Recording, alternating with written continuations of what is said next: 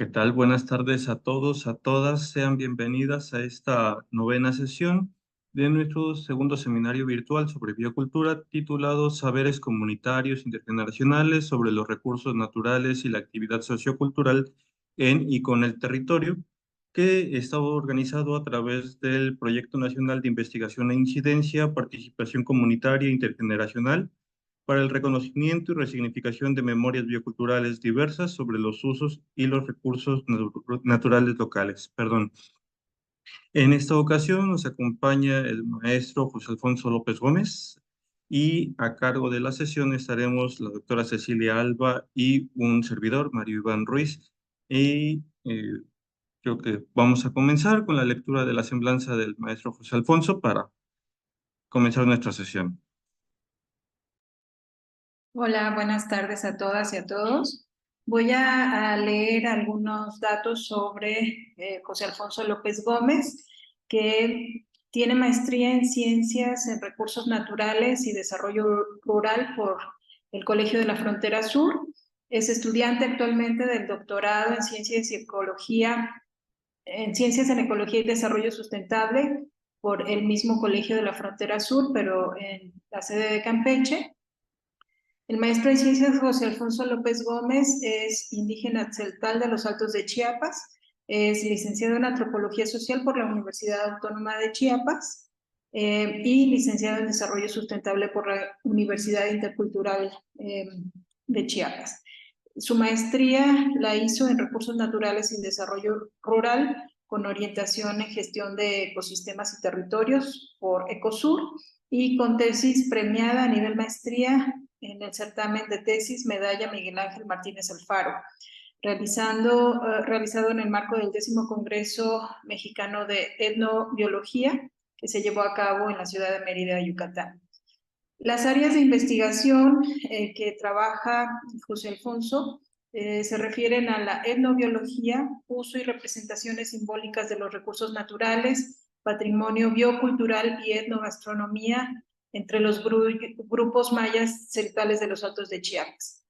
Ha sido docente en la Facultad de Ciencias Sociales de la Universidad Autónoma de Chiapas, en la Universidad Intercultural de Chiapas, con sede en Oshchuk, en la Universidad de Ciencias y Artes de Chiapas, con sede en Villacorso, y además forma parte del equipo de Senda Sustentable Asociación Civil y es miembro de la red temática sobre patrimonio biocultural CONACYT, Nodo Chiapas Altos. Actualmente es estudiante del doctorado en Ciencias en Ecología y Desarrollo Sustentable en el Colegio de la Frontera Sur, en la sede de Campeche. Le damos la más cordial bienvenida a José Alfonso López Gómez para que nos comparta su experiencia de investigación en etnogastronomía y conocimiento cultural, el caso de los MAM del sur-sureste de México. Gracias. Muchísimas gracias por la presentación tan bonita, doctora Ceci y doctor Mario, y un agradecimiento antes a los organizadores pues, por la invitación a dar esta pequeña charla que espero, pues, la verdad, contribuya mucho y no sea tan, bueno, tan aburrida, ¿no? Bueno, lo titulé Etnogastronomía y Conocimiento Cultural, el caso de los MAM del sur-sureste de México. Pero por razones metodológicas, no voy a incluir todavía los mames de Campeche que llegaron por migración forzada, por cuestiones metodológicas y de posgrado, entonces espero me comprendan, pero vamos a platicar de los mames de Chiapas, los que están en el volcán Tacana. Bueno, ¿quiénes son estos? Bueno, ¿quién es esta etnia? ¿De dónde sale? ¿Por qué me interesó tanto inmiscuirme con ellos, no? Bueno, son hablantes de la lengua mam, que es un tronco de la lengua maya, de la subfamilia quichana-mamiana. Tienen ciertas características particulares, las cuales pues, causan mucho interés. Uno, que desde hace, bueno, al menos desde, por ejemplo, desde la colonia y la conquista fueron utilizados como mano de obra en plantaciones de cacao, ¿no? Siguieron mucho tiempo con eso y en los 20 y 30 sufrieron lo que fue la política anti-MAM, es decir, se les prohibió, quería acabarse con ellos y en la zona alta, o en otras partes de México, recibieron como denostaciones por su origen étnico, los mames lo sufrieron al doble, ¿no? Porque por un lado estaba que se querían quitar todos los rasgos indígenas, pero también todo rasgo guatemalteco que hubiera de ellos antes de su anexión a México. Entonces había doble, a tal grado que les prohibieron hablar su lengua, su traje, los juntaban en la plaza cívica y quemaban ahí los trajes, ¿no? Y les daban un traje mestizo, por así decirlo, a cada uno de hombres y mujeres, ¿no? Fue tanto el efecto que empezaron como a negar esa parte de ellos, ya no se autodenominaban mam muchas de las veces, ¿no? Algo que cambia también ya posteriormente cuando se empieza a hablar de un México pluricultural y se empieza como, ay, hay que rescatar o revalorar todos esos rasgos que pues ya se había intentado que se perdieran, ¿no? A tal grado que, pues, según datos del INALI del 2010, espero que ahorita ya lo hayan corregido, habían 2.196 hablantes, a lo cual muchos pobladores de la zona, pues, pues, no estaban de acuerdo. Ellos decían que habían más, pero justo por toda esta parte histórica, negaban esa parte de ellos, ¿no? Ellos decían, no, aquí no hablo ninguna lengua, no soy descendiente mam. Pero, por ejemplo, cuando tú vas caminando con algún personaje que habla la lengua y va hablando, contando chistes, pues varios se ríen en el camino, ¿no? Eso es un indicativo que pues todavía lo hablan, pero que no está registrado por el INEGI, ¿no? Entonces, con todo esto, cuando se empieza a rescatar, por ejemplo, las características muy visibles. O sea, lo más visible fue lo primero que le atacaron y lo más visible es lo que intentaron rescatar. ¿Cuál? La lengua y la danza. Entonces había un grupo ahí de personas, acá lo pueden ver, acá está, bueno, don Hermenegildo en la foto de abajo, en la parte derecha. Él pertenece a una organización que buscaba revalorar sus prácticas, ¿no? Arriba tenemos la foto de las danzantes de origen mam. Entonces ellos estaban interesados en ver si todavía al menos la gastronomía, que así le decían ellos, todavía tenía tintes mam. Entonces ellos me contactaron a través de una investigadora de Ecosur y dijeron, pues bueno, vamos a ver. Entonces a eso me dediqué. Entonces partimos de que muchas veces la conquista o la colonización sucede menos en la olla, o sea, observan menos la olla, o sea, lo que preparan los grupos culturales. Entonces partimos de eso, ¿no? Bueno, entonces los MAM con los que trabajamos en conjunto están en la reserva del volcán Tacana, entonces tienen un piso altitudinal que va desde el nivel del mar hasta por ahí los que serán 400 metros, entonces imaginarán todos los ecosistemas que hay ahí, ¿no? Bueno, los ecosistemas y también los sistemas productivos que tienen a la mano, que justamente es muy característico del lugar. ¿Tal? Por ejemplo, tienen, bueno, por los pisos altitudinales, tienen un clima cálido húmedo, semicálido húmedo y templado húmedo. Entonces, imaginan todo lo que se está consumiendo en esos espacios, ¿no? Se eligieron cinco comunidades: Vega de Malacate, Benito Juárez El Plan, Santo Domingo, Córdoba Matasanos del lado chiapaneco mexicano, y una comunidad de Guatemala, la Vega del Volcán, esto para contrastar los datos, ¿no? Y tener representación al menos de todas las alturas posibles que hubiera, así como rodear el volcán, ¿no? Con esto se trabajó con 33 personas, al menos como antropólogo, pues se trabajó desde la etnografía, en las cuales se hicieron entrevistas, las observaciones participantes, un registro en diario de campo. Eh, Esto se hizo en el espacio de la cocina, en el huerto, en el cafetal, en la milpa. En todo momento hubo un acompañamiento a las personas, ¿no? Eh, Algo que quiero aclarar también o agregar es que cuando hacía las entrevistas, obtenía datos de las observaciones, todo eso lo contrasté con ellos en pequeños talleres focales informales. Es decir, traté de representar lo más posible el trabajo a lo que ellos querían.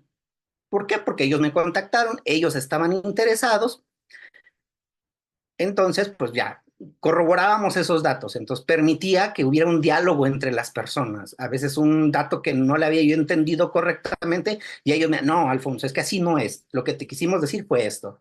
O en ocasiones compartían el conocimiento, no, eso le falta esto, te falta esta información, mi compañero le faltó este dato. De hecho, don Hermenegildo decía que en grupo la memoria se explotaba mejor, ¿no? O sea, que se recordaba mejor en colectivo. Entonces siempre se procuró al menos esa contrastación de datos. Bueno, ¿qué logramos identificar? Pues la etnogastronomía MAM. A partir de, bueno, los productos alimentarios y dónde lo obtienen, le dimos un peso a la cocina como espacio de transformación de esos productos y finalmente, pues, todo el discurso que se genera en torno a los guisos y la comensalidad que surge de ellos, ¿no? Fue como estos 3 puntos importantes que valoramos tanto pobladores como yo para abordar el trabajo. Entonces, vamos a encontrar 7 espacios donde obtienen aproximadamente 141 productos. Hablo de productos que se guisan, o sea, que se preparan. Aquí no registramos frutas, por ejemplo, porque no pasaba por el fuego, o al menos no se guisaba o no se preparaba en el fogón, decían las personas, ¿no? Pero son 141 productos mencionados, al menos en el trabajo. ¿Qué vamos a encontrar? Los productos de la milpa y del cafetal. Hay familias que tienen solo milpa, hay familias que tienen solo cafetal, hay familias que tienen ambos sistemas. Eso depende de la familia y también el acceso al grado altitudinal en el que estén. Por ejemplo, hay que están en la parte media baja, pues tienen milpa y cafetal. Los de la parte alta generalmente se quedan con milpa, como lo es la Vega del Volcán o Benito Juárez, el Plan, donde el clima es más frío y bueno, ya se está terminando como el horizonte del café, ¿no? Que actualmente está subiendo. ¿Qué van a localizar ahí? Bueno, el maíz, frijol, calabaza, pero también algunos animales silvestres, como es el pisote, las ardillas, las tuzas, que se consumen. También están los productos del solar, donde también hay como arbences, condimentos, animales de carga, animales de consumo, como son los ovinos, los caprinos, las gallinas, por ejemplo. Otro sistema sería los productos del monte. Aquí pongo 3, como es el pavón, el venado y un insecto comestible que le dicen nosh. Es de los más socorridos, al menos en la zona. De estos hay más todavía, hay otras aves que se están consumiendo o entran dentro de los platillos de la población. Ya lo que no producen ellos o lo que no consiguen en el bosque, lo complementan con productos alimentarios de la tienda, como lo son las sopas, el aceite comestible, el azúcar, saborizantes artificiales y lo que ellos llaman chucherías, que yo lo incluí porque lo mencionaban dentro de su alimentación, ¿no? Ellos decían, es que también comemos ahoritas, tomamos refresco, tomamos jugos, entonces pues lo incluí, ¿no?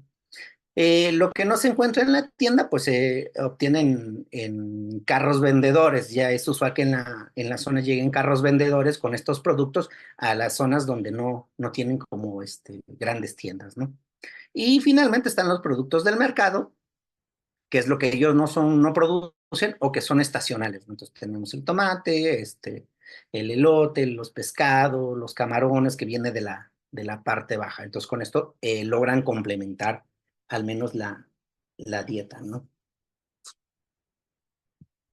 A ver, bueno, de acá sacan todos esos productos, al menos lo que consumen, ¿no? Entonces, la otra variante es dónde van a transformar esos productos que encuentran de ese ecosistema. Uno de ellos, pues, es la casa, ¿no? Acá pueden ver, por ejemplo, nos hicieron este dibujo de lo que era la casa antigua. Entonces podemos ver la casa entera, había una tina para guardar el agua, el temazcal, el huerto, ¿no? Rodeado de árboles.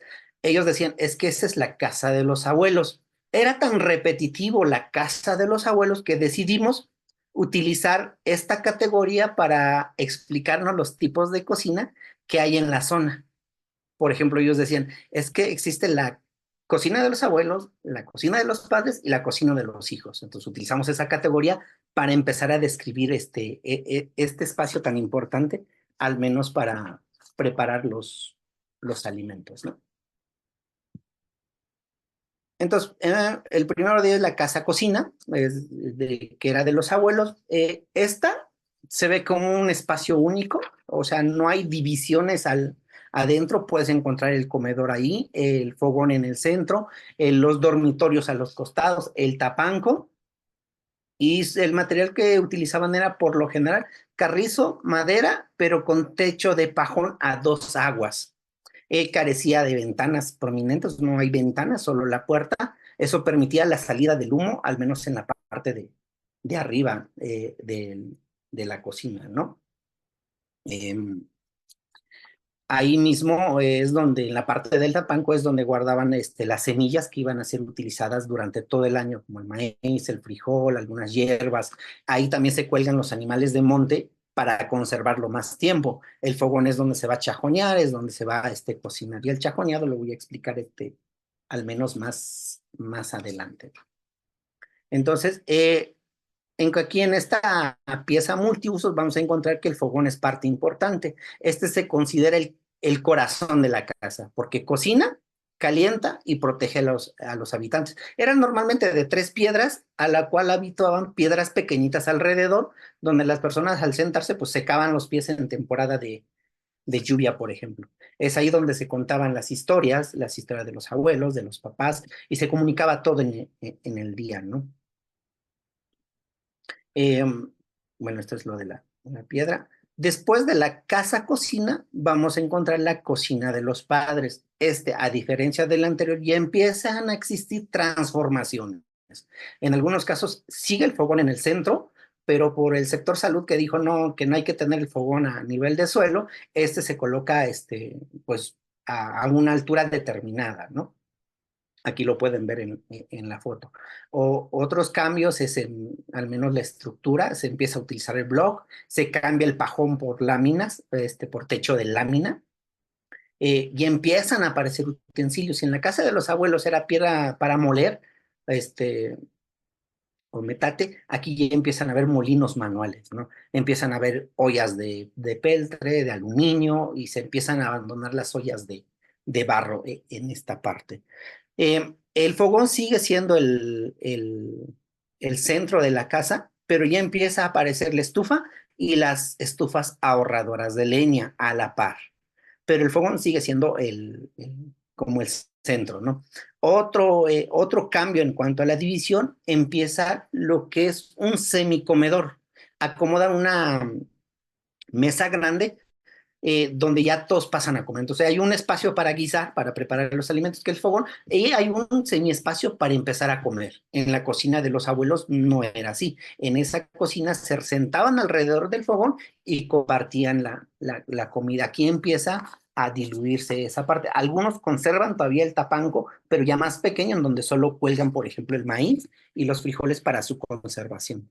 El fogón sigue utilizándose para una técnica de preprocesamiento que es el chajoneado, entonces no hay como un cambio más allá, ¿no? Eh, en eso, bueno, aquí es donde se calientan. Como les digo, empieza a haber como esta pelea del fogón estufas. Esto sucede más por el mayor poder adquisitivo, y también depende del lugar. Por ejemplo, en la parte alta es difícil llevar el cilindro de gas, entonces ahí es menos propenso, pero empiezan a aparecer las estufas tipo chimenea, en donde ya el fogón se pasa al rincón de la casa o a un espacio lateral, ¿no? Bueno, y finalmente encontraron la cocina de los hijos. Aquí cambió drásticamente. Acá ya se incluye la estufa, hay una división tajante entre dónde van a guisar y en dónde van a comer. Entonces tenemos el comedor.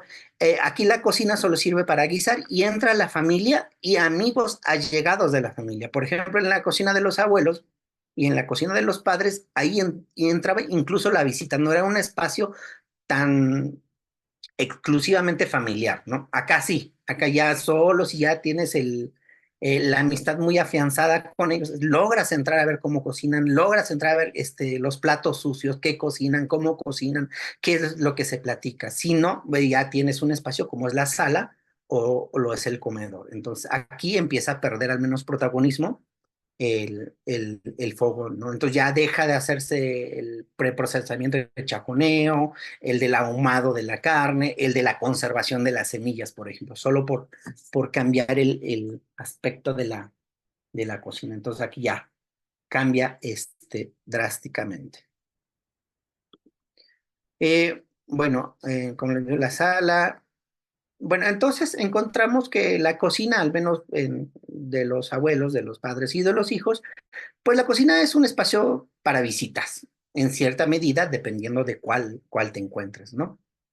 Es donde se van a transmitir las historias. La comunidad no cuenta con un recetario, entonces todo es vía oral y la cocina es el espacio ideal para transmitir ese conocimiento, ¿no? Como por medio de la observación, principalmente de la observación a partir de las niñas a una edad de los 6 7 años. Incluso puedes verlas jugar en la comunidad y reproducen qué comidas comen ellos, ¿no? En el juego, pero ya están aprendiendo. Y dependiendo de la edad, va a ser lo que les van a empezar a enseñar, ¿no? Y la cocina también es un espacio para juegos, es el primer mundo al que acceden los niños, es donde juegan, es donde van a platicar, entonces se puede ver cocinas con hamacas adecuadas ahí para ellos, ¿no? De hecho, a veces los niños son los primeros en comer antes que los adultos. Entonces la cocina va a ser de vital importancia para conservar alimentos, para guisarlos y también para perpetuar un sabor exclusivo en los alimentos, el cual vamos a hablar más adelante. Bueno, entonces ya vimos de los alimentos crudos, dónde lo procesan para volver a alimentos cocidos. Ahora vamos a ver cuáles son esas reglas, ¿no? de preparación de estos guisos que allá dicen. Como mencioné, es una transmisión oral y práctica cotidiana, de madre a hija, de abuela a nieta o de suegra a nuera. Sucede en estos tres casos. Es usual que haya familias extensas, entonces por eso encontramos esta diversidad al menos de comunicación de los platillos, ¿no? Hay un concepto que se le dice el concepto de la buena mujer, que lo manejan allá. ¿Y por qué lo puse en la tesis? Porque pues era repetitivo tanto por hombres y mujeres, ¿no? El concepto de la mujer, y es aquella que sabe cocinar, se levanta temprano, acompaña al hombre en sus labores y es atenta con los hijos, ¿no? Se ve como la mujer que se levanta a las 4 o 5 de la mañana para preparar todo lo que se va a consumir durante el día. Esto se está rompiendo. Las nuevas generaciones, pues ya no es, ya suelen compartir como las tareas domésticas, ¿no? Lo que la primera generación lo ven como, de repente no lo observan con buenos ojos, ¿no? Y pues, no, es que esa es mala mujer, aunque las nuevas generaciones ya estén aceptando esas dinámicas. Por ejemplo, en las primeras generaciones de los abuelos, por así decirlo, ellos solamente, los hombres cocinan únicamente cuando son carnes silvestres, o sea, se incluyen en cierta parte, o cuando la mujer enferma. Es como las dos únicas maneras de que el hombre entre a cocinar o vaya al mercado, no siendo así en las nuevas generaciones. Se hacen 3 comidas diarias, el desayuno como la comida son guisos más elaborados y que buscan proporcionar mayor tiempo de saciedad. Hay un tentempié entre ellas, ahí usualmente la mujer lleva comida al cafetal o la milpa cuando es temporada de trabajo. Y la cena pues ya va a ser algo más ligera, sería un café con pan, café con tamalitos, algo ligero al menos para terminar el día. A partir de todas estas reglas, de lo que es dónde se consiguen los productos, dónde se está cocinando, es decir, el fogón, el tipo de cocina, utensilios, la persona, la población reconoce algo que decidimos llamarle como el sabor de la mano.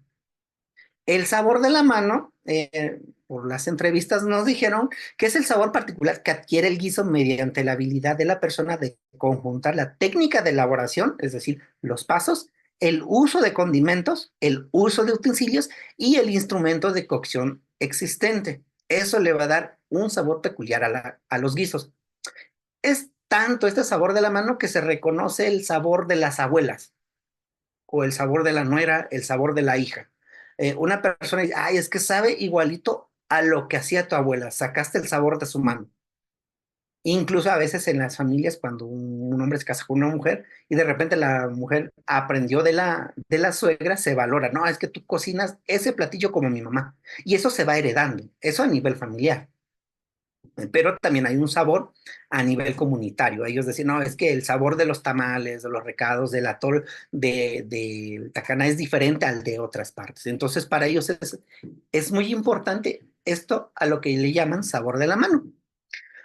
Entonces, cuando yo quise representar eso, o sea, si son todas estas técnicas, esta habilidad de la persona, entonces, ¿cómo lo represento dentro de la tesis? Ese fue a lo primero que me enfrenté, ¿no?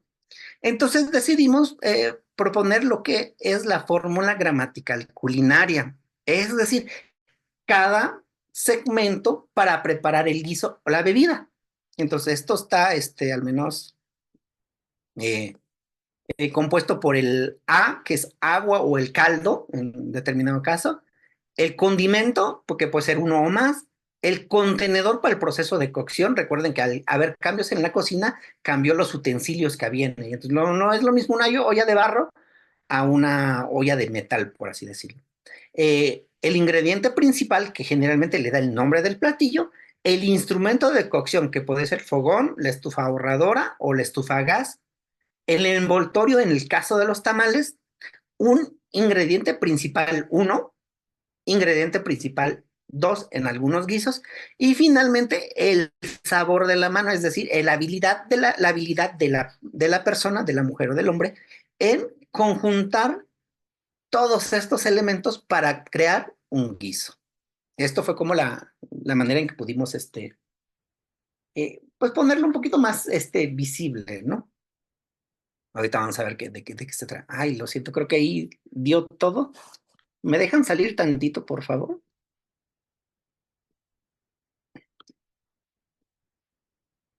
A ver, es que ahí creo que ven toda la pantalla, ¿verdad? ¿Alguien me escucha? Vemos todo junto. Sí, sí, te escuchamos.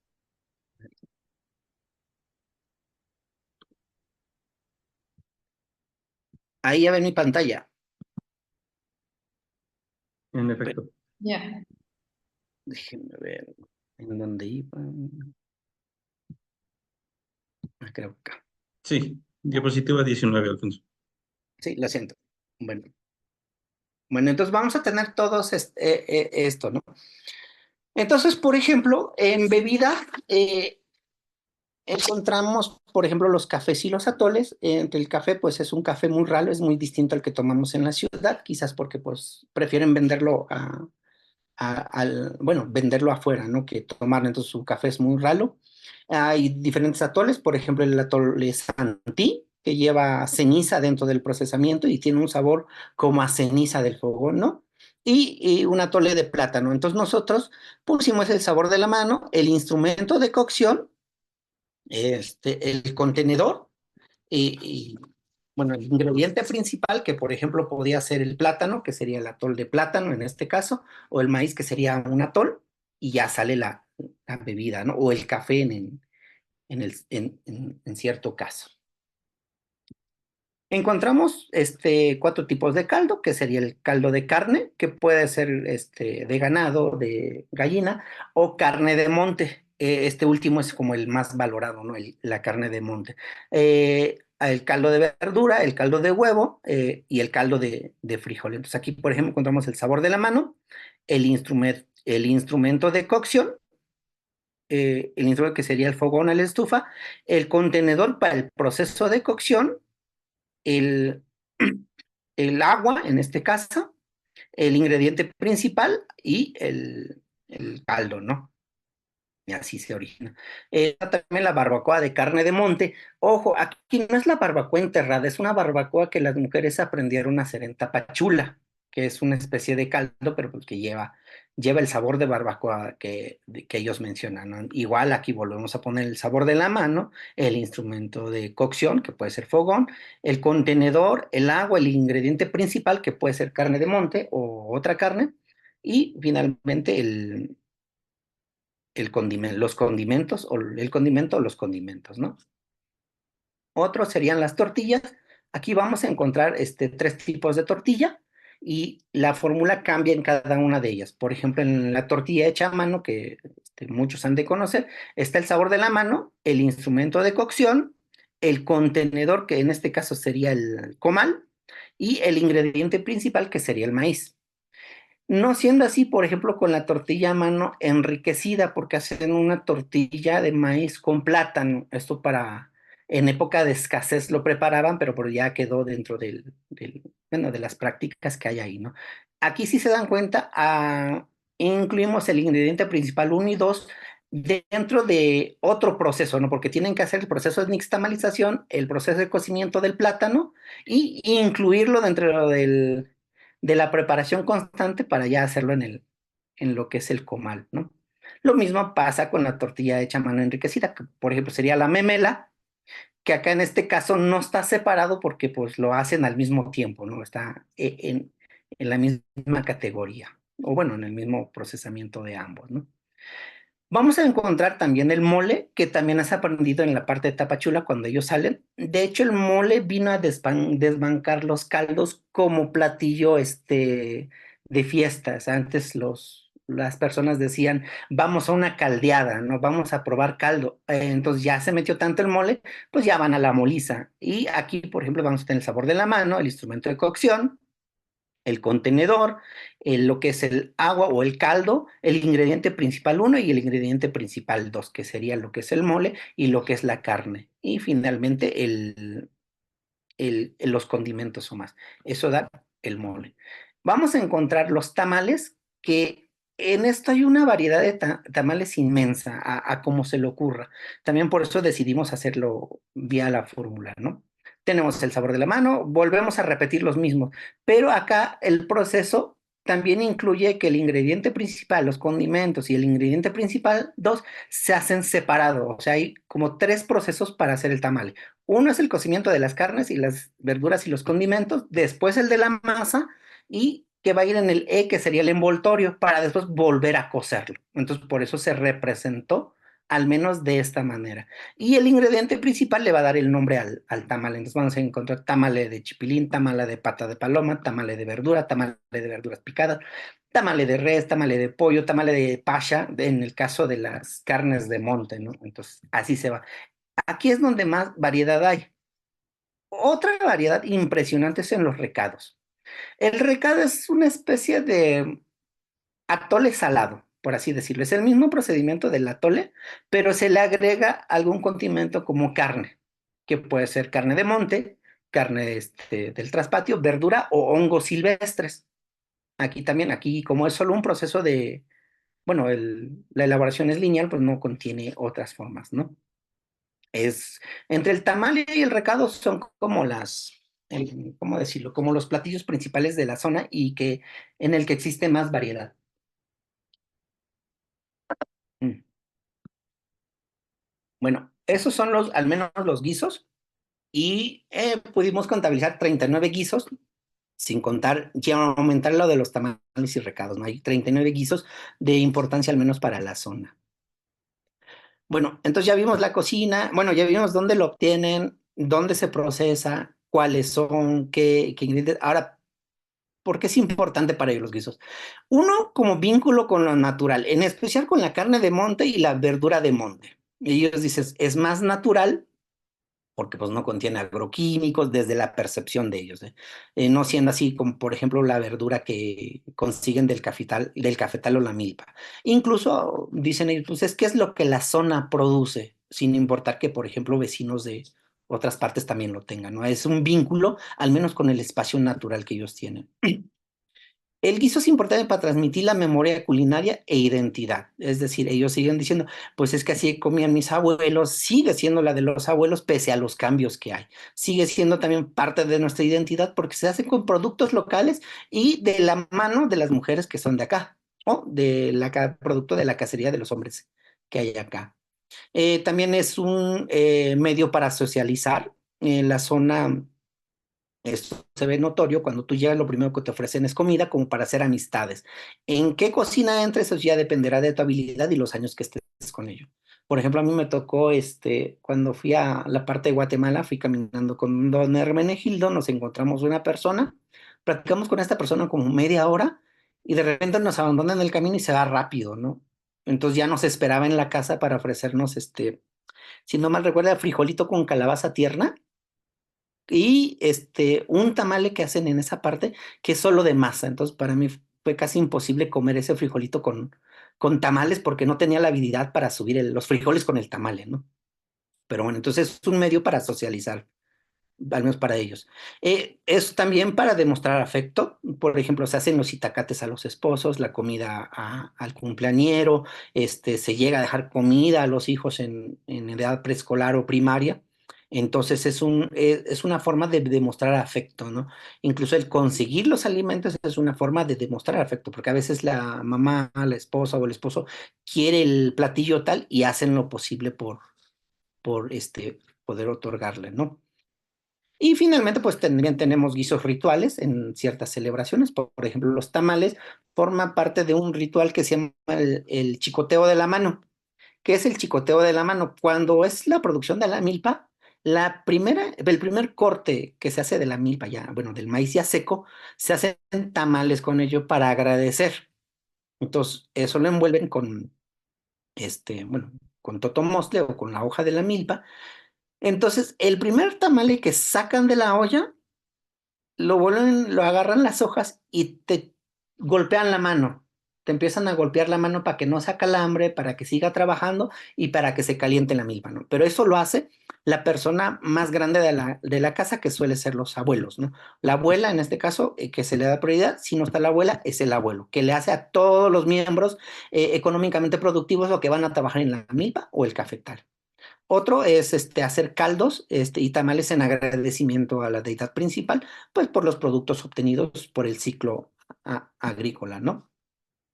Bueno, como conclusiones, al menos preliminares, bueno, la cocina es el espacio para la transmisión de las maneras de guisar y por ende es el lugar donde suceden los cambios radicales o la pérdida de guisos, pero siempre con la intención de crear o recrear el patrimonio etnogastronómico. Es decir, si han habido cambios, se están perdiendo alguna esencia de los platillos, pero para la tercera generación, pero la primera y segunda reconocen que sigue perpetuándose, ¿no? Cambia como esa gramática que se entiende, ¿no?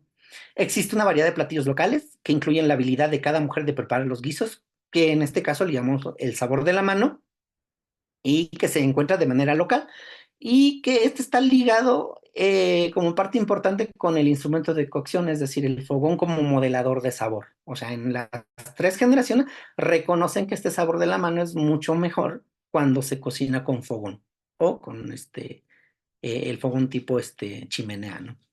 Bueno, la fórmula gramatical culinaria que utilizamos en el trabajo incluye tres características: ese sabor de la mano, el origen de los productos alimentarios y el medio de cocción. O sea, es la conjunción de esos tres más la habilidad de la mujer. Se reconoce que al menos la etnogastronomía MAM no ha permanecido estática. Hay inclusión y exclusión de ingredientes. Y justo esto es lo que lo vuelve dinámico y que le permite adaptar, deconstruir, reconstruir y construir los guisos locales, lo que mantiene su vigencia y permanencia al menos en la cultura alimentaria MAM. Se puede decir que el sabor de la mano se moderniza para no perder su estatus de guiso identitario, es decir, guiso MAM. Y aunque no se puede negar la adopción de nuevas formas de guisar de otros lugares, estos fungen como el plus que necesitan los platillos para seguir vigentes mediante su actualización, o bien son platillos ajenos, como el caso del mole y la barbacoa, a los que se le da un toque de la zona, es decir, lo que provee el territorio, como por ejemplo la carne de monte o las verduras y hongos que se encuentran, ¿no? Y a la larga se crea el discurso que lo va convirtiendo por proceso histórico en un patrimonio de la zona, ¿no? Por proceso discursivo. Y finalmente, al menos estos cambios y reestructuraciones trastocan al menos las diferentes funciones de la cocina MAM, estos cambios en los instrumentos, estos cambios en los ingredientes, y las transforman de un espacio social abierto a uno multifuncional, con un espacio privado en el que interactúan principalmente mujeres. Y mientras que la comensalidad se mueve a otros espacios, es decir, ya no donde está el fogón, al menos en esto. Pero la cocina sigue siendo el lugar idóneo al menos para transmitir los guisos locales, ¿no? Que están ligados al patrimonio. Sin embargo, esto no ocurre necesariamente en el espacio físico delimitado, sino en el lugar donde se ubica el fogón. El fogón o la estufa sigue siendo el lugar donde van a transmitir roles y estas gramáticas locales en torno a la alimentación. Ay, bueno, pues eso es todo de mi parte. Espero que haya sido agradable y si tienen dudas, pues estamos abiertos a ellas, ¿no? Bueno, Alfonso, muchísimas gracias. Vamos a abrir un poco la mesa de discusión. La dinámica va a ser la siguiente. Para comenzar, la doctora Cecilia va a dar unos comentarios. Vamos a tratar de que tú respondas. Después sigo yo para establecer un diálogo y posteriormente abrimos la mesa para comentarios más generales, preguntas, anotaciones y todo lo que surja. Sí, muchísimas gracias. Gracias, Mario, pero también muchas gracias a José Alfonso. La verdad me gustó mucho tu presentación. Me parece muy interesante el proceso que seguiste en esta investigación para dar cuenta de todo lo que está alrededor de la alimentación en esta región, MAM, alrededor del volcán Tacaná. Creo que fue un ejercicio muy valioso el que pudieras acercarte desde esta perspectiva antropológica que tú tienes en tu formación a estas comunidades, porque ahora sí que literalmente te metiste hasta la cocina, ¿verdad? Ahí con las personas y eso es lo que creo te permitió justamente conocer todo este proceso en el que las personas van dándole ese valor eh, a los alimentos que va mucho más allá de su función meramente alimentaria, ¿no? Entonces, me parece muy, muy interesante la investigación. A mí me tocó justamente ver este proceso tuyo cuando estabas trabajándolo en tu tesis de licenciatura. Y bueno, me impresionó mucho, yo me acuerdo cuando hicimos, cuando hiciste tu examen, me impresionaba esta relación que establecías con fórmulas un poco matemáticas en el proceso de la elaboración, digamos, de los alimentos, pero creo que tiene mucho sentido porque se mezclan en estas fórmulas que tú nos presentas los productos naturales con elementos de carácter cultural, con elementos de carácter ritual, ¿no? Incluso con elementos de carácter social. Y eso, a final de cuentas, es lo que produce un alimento que tiene un sentido mucho más profundo para la gente, ¿no? Entonces, yo creo que es muy valioso y que hay muchos elementos que se pueden rescatar. Me gusta mucho cómo haces esta revisión de las 3 generaciones, cómo se ha ido transformando esta visión en torno no solo a los alimentos, sino al espacio mismo, a los instrumentos, digamos, que se utilizan para producir los alimentos, pero el espacio de la casa, el espacio de la cocina, creo que también es muy interesante. Sin embargo, tú rescatas como, a final de cuentas, pues sí, la cocina sigue siendo un espacio central para la convivencia de estas familias y para mantener este vínculo con su pasado, con su ser, digamos, MAM, con su ser cultural. Entonces, pues yo tengo ahí muchos elementos que están en tu exposición que me parecieron interesantes. A final de cuentas, esta parte en donde hablas de las funciones culturales de los guisos entre las poblaciones que trabajaste ahí alrededor del volcán me parecen muy, muy valiosas porque encontraste justamente estos elementos que te mencionaba que van más allá de la mera función de alimentación y que tienen que ver con otros aspectos mucho más profundos, el vínculo con lo natural, esta memoria culinaria, la capacidad o la posibilidad de socializar y de demostrar afecto y también incluso realizar rituales. Yo lo que te preguntaría, y seguramente por ahí va a haber más preguntas, es, tendría que ver con si tú has trabajado distintas zonas, perdón, has trabajado distintas zonas de Chiapas con distintos grupos originarios, ¿qué encuentras como particular entre los mames, ¿no? En todo este proceso de vínculo con su entorno y la producción de sus alimentos, ¿no? ¿Qué tienen de particular, digamos, esta región, estas comunidades mames, comparadas a lo mejor con otros espacios que has trabajado tú? Pues eso sería, y nuevamente muchas gracias por tu presentación. Gracias, doctora Ceci. No sé si contesto primero, o espero otras preguntas. ¿Vas a participar, Mario, antes o qué? Sí, digo, no sé si quieres contestar primero, Alfonso, y ya después para que no te atisborremos de tantas preguntas y comentarios. Ah, sí, está bien. Bueno, entonces contesto. Ay, sí, lo de la fórmula gramatical culinaria, ¿por qué eso se me ocurrió la idea? Sí, tengo una cierta noción en matemáticas. De hecho, yo antes de ser antropólogo quería también estudiar. Quería estudiar gastronomía, pero también algo en físico-matemáticos. Nunca se me quitó la idea. Y justo en el trabajo de campo, quienes han trabajado con alimentación se van a dar cuenta que la alimentación es todo a la vez. O sea, son múltiples factores que están ahí inmersos. Y como dices, un platillo sin que sea un recetario, ¿no? Justo para poder meter la parte ambiental, la parte cultural y en especial la gente, ¿no? A mí me interesa trabajar con la gente. ¿Dónde está representada la gente?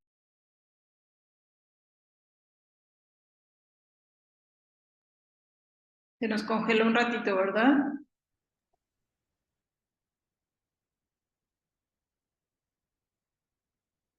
Vamos a esperar tantito a ver si se reconecta José Alfonso. Si quieres comentar mientras algo, Mario. Ah, ya estás. Ya estás de vuelta. Sí, lo siento. Entonces decía yo que por eso utilicé la fórmula gramatical culinaria y eso me permitió al menos ver todos los elementos que son importantes, ¿no? Al menos para la gente. Y en cuanto a qué noto de diferente con otras zonas, sí tengo experiencia en la zona altos con celtales y tzotziles, en especial con el consumo de insectos, que también lo observo desde otra postura, desde la etnobiología y la antropología de la alimentación. Entonces sí puedo dar como un panorama. Uno, el ambiente. Por ejemplo, el que tengas el recurso del volcán, de lo que es de los metros del nivel del mar hasta los casi 400, te permite obtener recursos de diferentes partes. A eso aplícale las plantas que son como de esa zona, ¿no?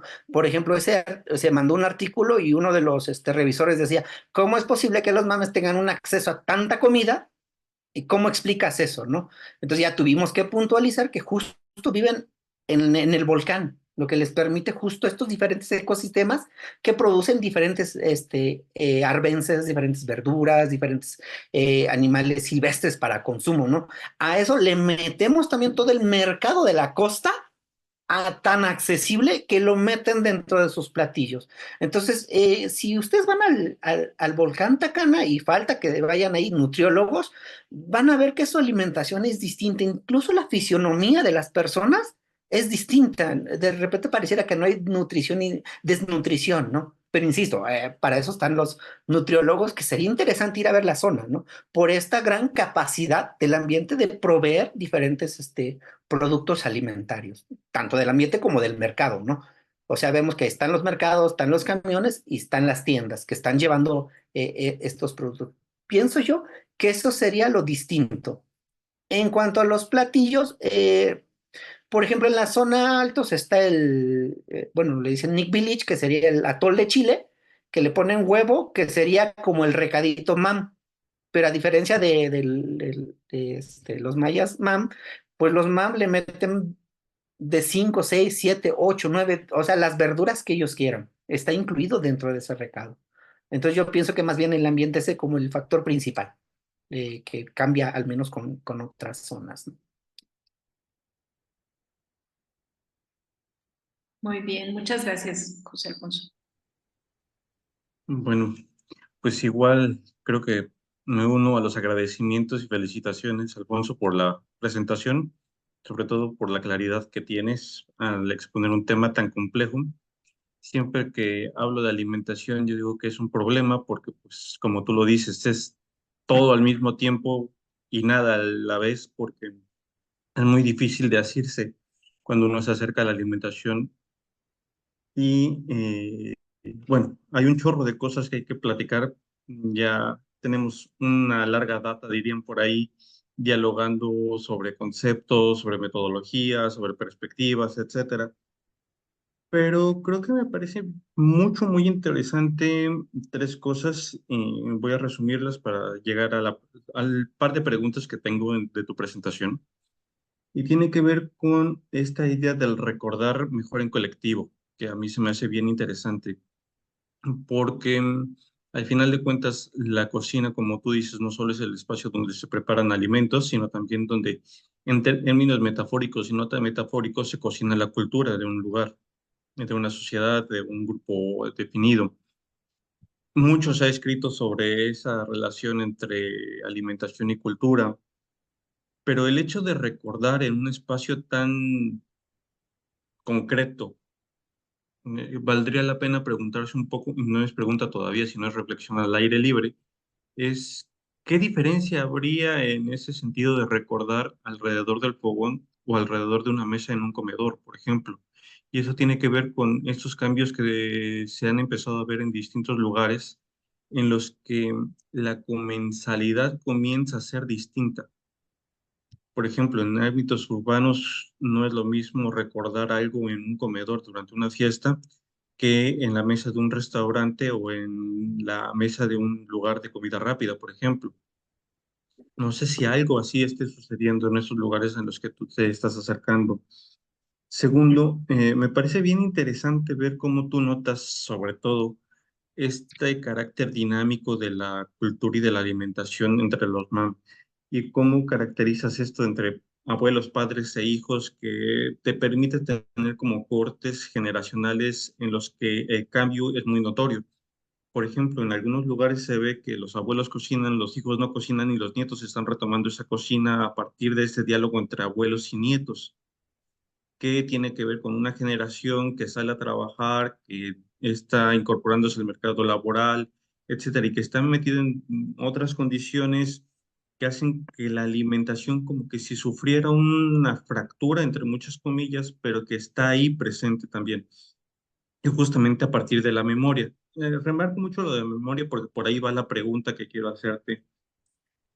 Y un poco me gustó mucho, he de decir, cómo llamas esto del sabor de la mano, porque cuando nos acercamos a cuestiones muy prácticas de alimentación, creemos que las cosas del sabor son inocuas, por decirlo de alguna manera, pero cuando nos damos cuenta de que están atravesados justamente por la cultura, empezamos a tener muchas broncas y están siendo como muy socializadas y tocadas de tal manera que se vuelven, entre muchas comillas, naturales. Y un poco, no para ponerte en problemas, las dos preguntas que me surgen a mí es uno, lo que tiene que ver con este seminario, es cuál es el papel de la memoria en la transmisión de esta relación naturaleza-cultura que hay entre abuelos y nietos, por ejemplo, que tú mencionas. Y la segunda es un poco más problemática, espero que no lo sea así, pero ¿qué relación existiría entonces entre el sabor de la mano y el famoso sazón, que también puede ser como otra característica que está ahí presente y que también es como una característica socializada de muchos platillos, pero que como veremos también es parte de este sabor cultural que es compartido, transmitido y socializado? Ay, buenas preguntas y buenas reflexiones. Ay, sí, lo de la memoria, como mencioné, al menos, bueno, no sé si te dejé claro, si no, pues ya lo amplío más.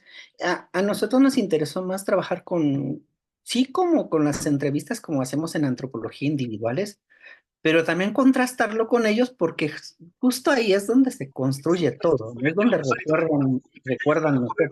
Cuando trabajamos con conocimiento, llame como se llame, tradicional, local, indígena, folk, cultural, dependiendo a cuál te ascribas, a cuál concepto, pues siempre es una construcción, comunitaria, social, ¿no? No solo de una persona. Y muchas veces cuando trabajamos los antropólogos con entrevistas, vamos a ir completando justo estos platillos o esto que se entiende de los platillos con cachitos de información de todas las personas. Pero justo los talleres te permiten como decir si están de acuerdo o no. Al menos siento que el trabajo que se realizó con ellos, este es el plus, ¿no? Se les preguntó a ellos, ¿estás de acuerdo en esto? Incluso en algunas publicaciones que se hizo después, se le mandó a las personas, a esta organización, y ellos me decían, no, aquí te equivocaste, aquí quisimos decir esto, no esto. Porque una cosa es la interpretación de nosotros y otra cosa es la interpretación o lo que quieren decir ellos, ¿no? Entonces, por ejemplo, por eso para mí fue importante rescatar lo de la memoria, al menos de manera, en talleres participativos, porque tú cómo hablas de memoria si nada más le preguntas a uno y por separado, ¿no? Cuando ellos no conciben el conocimiento de manera segmentada, sino compartida. Y no hay nada más compartido que una receta. Ahí no es que digan, yo no te voy a compartir una receta, yo te comparto esa receta para que lo entendamos a nivel comunitario también, qué es ese platillo para nosotros. Entonces sí va a haber un sazón o un sabor de la mano que se reconoce a nivel familiar, pero que se reconoce también a nivel comunitario. Por ejemplo, algunos tamales que se venden, pues sí es a nivel de la comunidad, ¿no? Es que los tamales de Doña Tal tienen ese exclusivo sabor.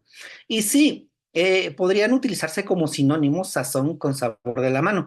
Pero yo en el momento que trabajo con las personas y utilizo sus categorías, como esto de la cocina de los abuelos, la de los padres, la de los hijos, pues decido utilizar el sabor de la mano, porque son términos que ellos entienden.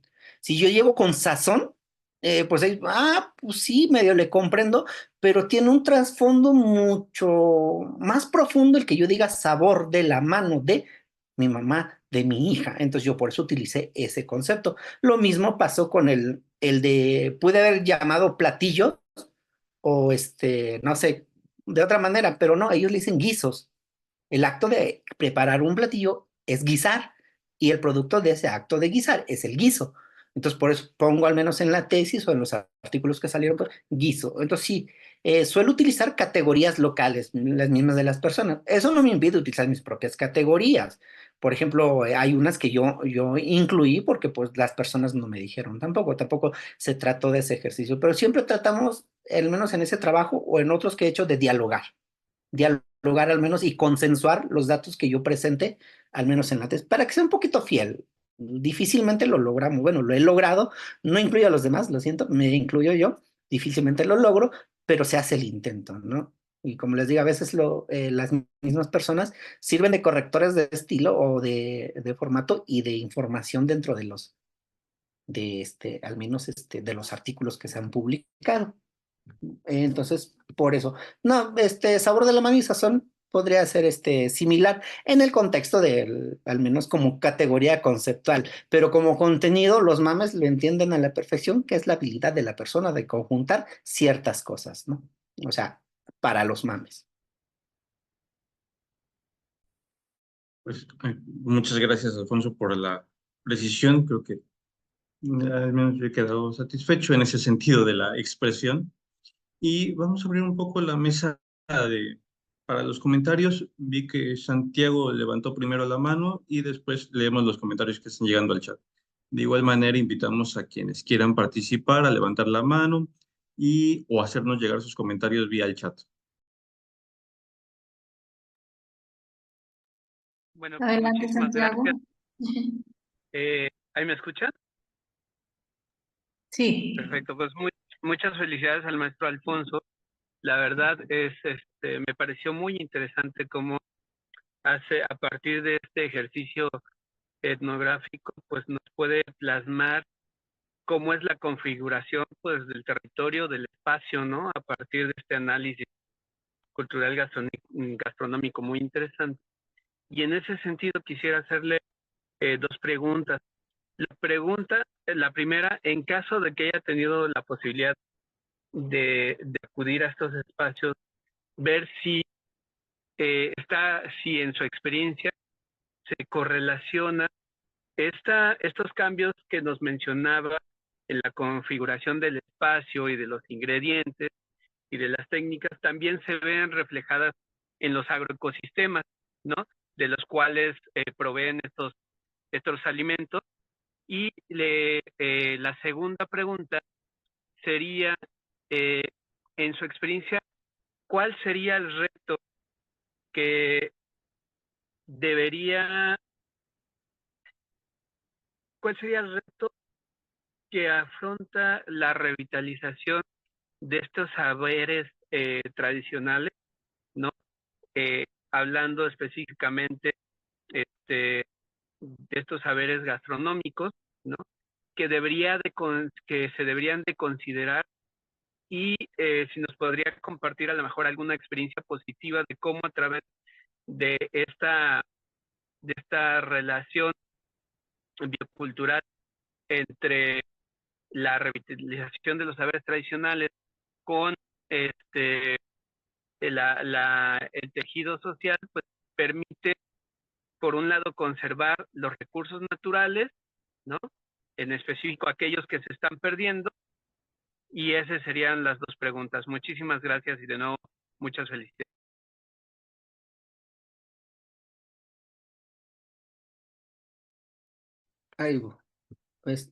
Ay, la relación de los espacios y los utensilios de Santiago. Hola, Santiago. Ay, pues la verdad sí, tiene mucho que ver. Por ejemplo, si está, bueno, espero haya sido claro, cuando presento los diferentes tipos de cocina y cambia el fogón, se pierden varias prácticas. De entrada, la historia oral. Cuando el fogón estaba en el centro del fogón, ahí se platicaba todos los conocimientos, no solo de los guisos, sino de lo que hay afuera, en el cafetal, en la milpa, en el bosque, las historias, las leyendas. Cuando sacamos el fogón del centro, automáticamente relegamos, por decirlo, a la mujer a una esquina y deja de haber comunicación con ella, ¿no? El abuelo pasa lo mismo, ¿no? Entonces ya prefiere irse a la sala. Eso hablo de la historia y del conocimiento que se tiene del entorno, solo por esta modificación del fogón.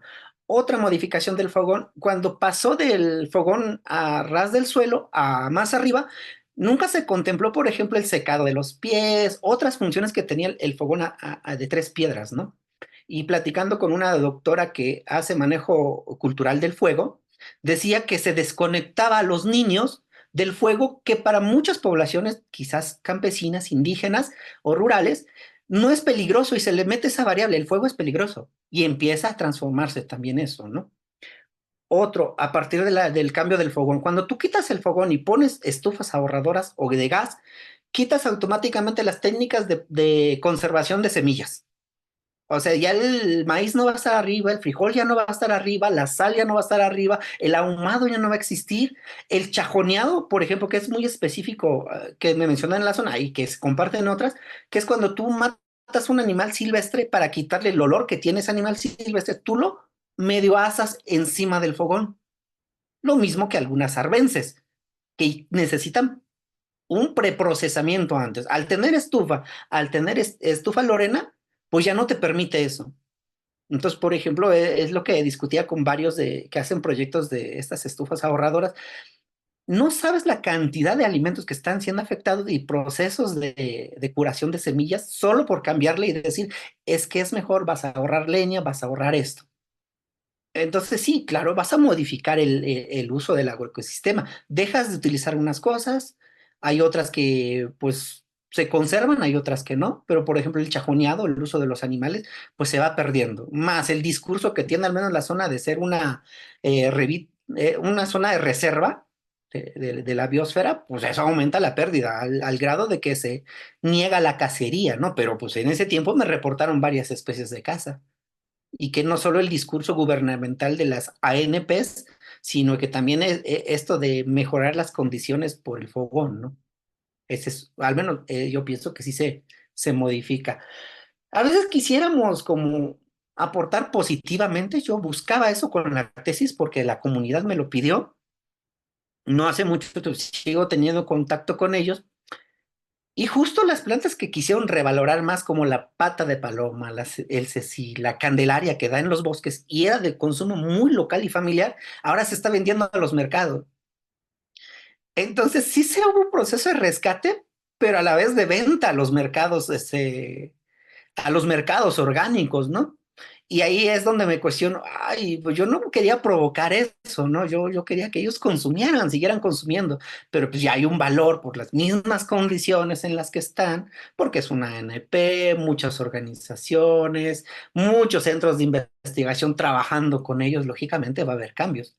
Entonces sí lo consumen, pero en menor medida. Entonces eso también ha ayudado a revalorar, ¿no? Cuando ellos negaban mm, expresiones lingüísticas, con la comida no fue así.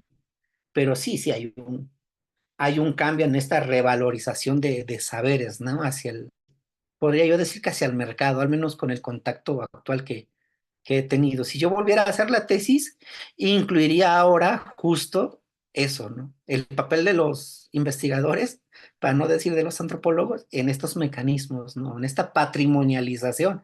Yo, de hecho, peleaba contra lo de patrimonialización, como hay otro tipo de patrimonio que era muy local, que era de las personas, que no precisamente era el mercado, ¿no?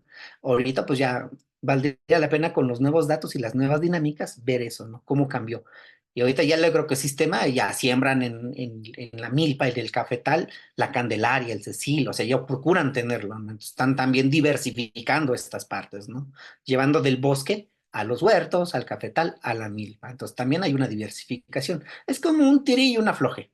La alimentación siempre ha sido un tiro y una floja. Cuando pensamos que se van a perder, es cuando de repente, ¡fum!, se vuelve a revalorar, pero con ciertos cambios en esto que le llamamos fórmula gramatical culinaria. O sea, no vas a pretender que cocinen con ollas de barro cuando ya no tienen el acceso. O con sal de monte o con cal de las piedras, no, ahorita ya es calidra, ¿no? La que están utilizando. Y que va transformando justo lo que decía el doctor Iván, estos sabores que son más culturales que biológicos. Espero haber respondido. Cambio. Perfecto, muchísimas gracias, maestro Alfonso. Gracias. A ti. Bien, gracias. Pues vamos a ir dándole lectura a algunos de los comentarios del chat que incluyen preguntas para José Alfonso.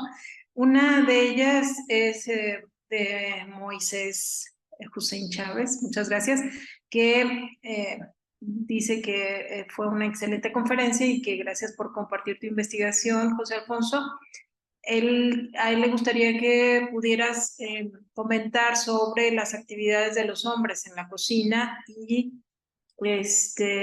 sobre todo dice en la mano heredada desde la línea paterna.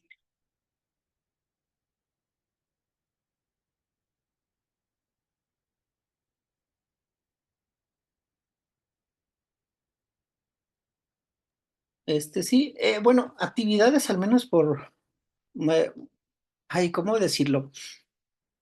Eh, Hay roles específicos en cada grupo social en donde pueden participar hombres y mujeres, incluso no solo por roles de género, sino también por edad.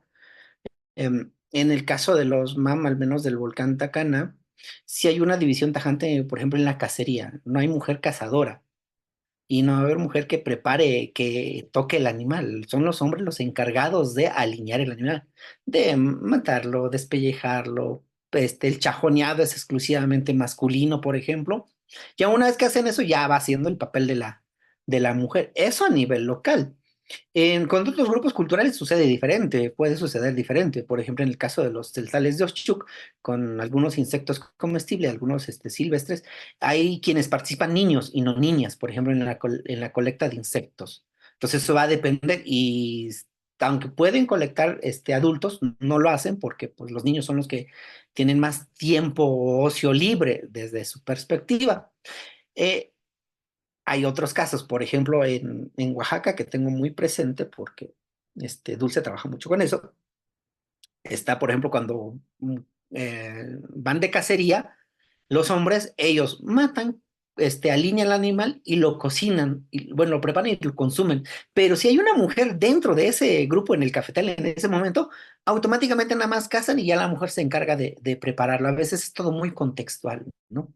Y es lo que está sucediendo en la zona, ¿no? Eso no significa que no haya rupturas. Por ejemplo, las nuevas generaciones que van a trabajar fuera, que están en los mercados, bueno, al menos en los que migran fuera del lugar, para solventar sus gastos, hombres y mujeres, pues llegan con otras prácticas, ¿no? Empiezan a compartir, que la primera generación no están de acuerdo, forma parte de los códigos de la cocina de ellos, ¿no?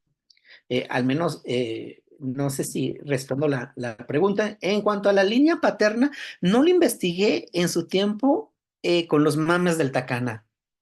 Pero por ejemplo, ahorita que estoy con los mames que llegaron de Guatemala por una guerra y que están en Campeche, con ellos sí estoy preguntando.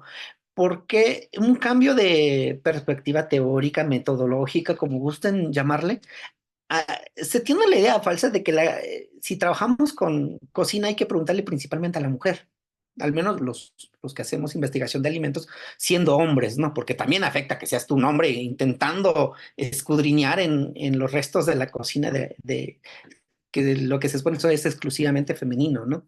Por ejemplo, con los MAM que están en Campeche, en Santo Domingo que esté, mucho del recuerdo de los platillos es a partir de los varones. O sea, sí la mujer carga, pero son los hombres que están exigiendo que se preparen esos platillos. Entonces, ahorita ya estoy abriendo más el campo y preguntando, ay, no, si hay un sabor a partir de que quizás no lo preparan ellos, pero se trata de sustituir el sabor de la mamá, del abuelo, de la tía. Buscan los hombres que lo obtenga a alguna mujer, ¿no? Por cuestiones de roles de género, vuelvo a insistir, pero sí, el hombre tiene un papel importante. Igual pasa con la cacería, por ejemplo, en la población Mije, Osorio, menciona que la mujer decide que se va a casar y se pensaba que era netamente masculino, ¿no? Y lo mismo pasa en el Tacaná. A veces la mujer dice, se me antoja una pasha, dice doña, o alguna comensal de Benito Juárez, se me antoja. Y el hombre va a cazar lo que la mujer pidió. Entonces, más bien una construcción de ambos y de ambos géneros, por ahí, y de todas las edades, porque hasta los niños afectan en qué se va a comer ese día. El cumpleaños del niño no puedes decir, ay, no, es que los niños no afectan. Cuando es el cumpleaños, van a comer un mole o el platillo favorito de él en ciudades, al menos con indígenas. Entonces, pues al menos de la parte de la línea paterna sí te lo debería con datos concretos, más que estos ejemplos vagos que espero poder escribirlos durante el proceso del doctorado, ¿no? Muchas gracias, Alfonso. De igual manera, tenemos un comentario y pregunta al mismo tiempo de Alma Janet Reyes Cepeda, lo voy a leer tal cual. Ella pone, muchas gracias, José Alfonso, un deleite escuchar tu exposición y el compartir la memoria colectiva sobre la gastronomía y cómo se va entregando de generación en generación. Muy interesante el algoritmo central del sabor de la mano, que integra mucha historia de las mujeres de este grupo. Su pregunta la formula de la siguiente manera. ¿Cómo se dio la ruptura de que la preparación de los alimentos eran exclusivos de las mujeres y qué experiencias fueron compartidas por los hombres al involucrarse en esas actividades?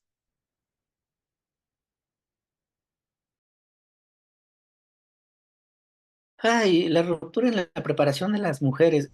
No sé si hubo una ruptura como tal, porque les digo, es como contextual el asunto. Por ejemplo, cuando la mujer enferma es cuando el hombre empieza a cocinar, pero no va a cocinar un molito, una barbacoa, o sea, hace principalmente caldos, caldo de frijol, caldo de carnes, ¿no? Pero no va a ser un tamal, aunque se sepa todo el procedimiento, porque si vas con hombres ahí te dicen, ah, se le agrega esto, se hace esto primero, saben todo el procedimiento, ¿no?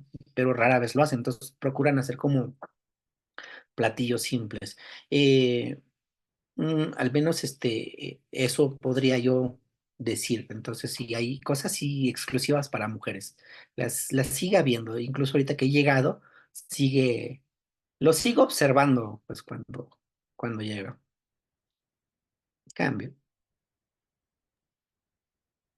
Bueno, aquí hay otro comentario de Guillermo Bonilla que dice que recordó el término sazón cuando escuchó el término que utilizas de el sabor de la mano, que ya decías por qué utilizas ese término, que es una categoría más bien local o que se derivó de lo que te fue contando la gente.